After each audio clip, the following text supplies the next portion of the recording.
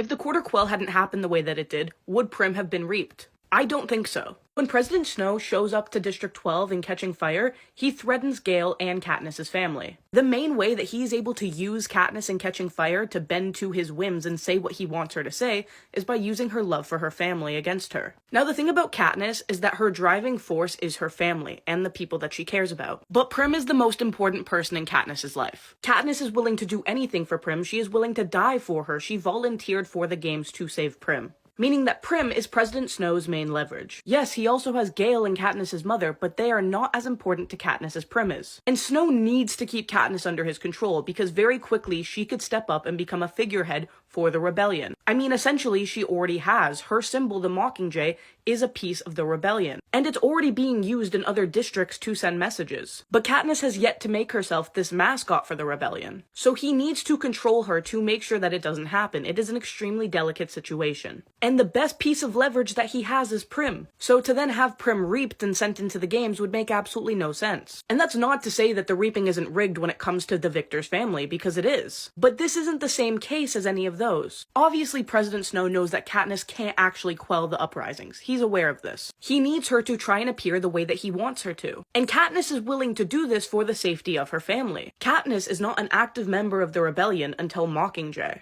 All of Catching Fire has her essentially fighting against the rebellion. The reason being is because President Snow threatened her family. The fastest way to get Katniss to join the rebellion would be to kill Prim. The fastest way to lose Katniss and no longer have control over her would be to kill Prim. And so to me, it makes absolutely no sense that she would be reaped. She is the driving force behind all of Katniss's actions. And so using her as a piece of leverage instead makes a lot more sense. Snow is extremely calculated, and he is aware that threatening Prim would be better than killing Prim.